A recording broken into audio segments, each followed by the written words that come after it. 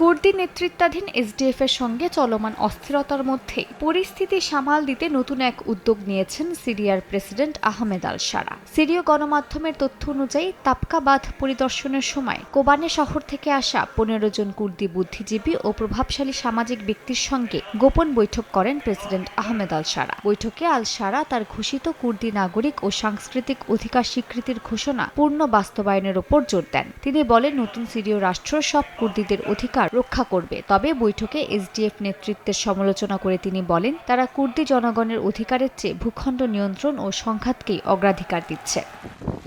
এদিকে সিরীয় গণমাধ্যম লেভান্ট 24 এর তথ্য অনুযায়ী সিরিয়া সরকার ও কুর্দি নেতৃত্বাধীন এসডিএফ এর মধ্যে একটি প্রাথমিক কাঠামোগত চুক্তি হয়েছে। সমঝোতার মূল বিষয়গুলোর মধ্যে কুর্দিদের অধীনে থাকা হাসাকা, কামিশলি সহ সংশ্লিষ্ট এলাকায় সিরিয়ার স্বরাষ্ট্র মন্ত্রণালয়ের বাহিনী মোতায়েন করা হবে। একই সঙ্গে এসডিএফ সদস্যদের নিজ নিজ এলাকায় রেখে সরকারি ব্যবস্থা তথা প্রতিরক্ষা মন্ত্রণালয়ের সঙ্গে যুক্ত করা হবে। সব ধরনের সংঘর্ষ বন্ধেরও চুক্তি করা হয়।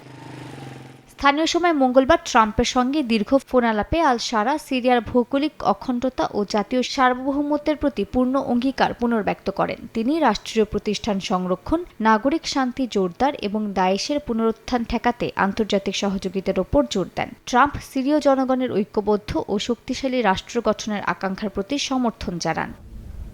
সিরিয়ার দক্ষিণাঞ্চলের তিশরিন ও কারাকুজাক বাঁধ সংলগ্ন গ্রামগুলোতে বাড়ি ফেরার চেষ্টা করার সময় এসডিএফ এর পুঁতে রাখা স্থল মাইনের বিস্ফোরণে বেশ কয়েকজন বেসামরিক নাগরিক নিহত হয়েছেন। আলেপ্পো মিডিয়া ডিরেক্টরেটের অভিযোগ অনুযায়ী প্রত্যাহারের আগে অসংখ্য বেসামরিক বাড়ি ও সড়কে মাইন বসানো হয়েছিল। মালিহা সুহরওয়ার্দী, সময় সংবাদ।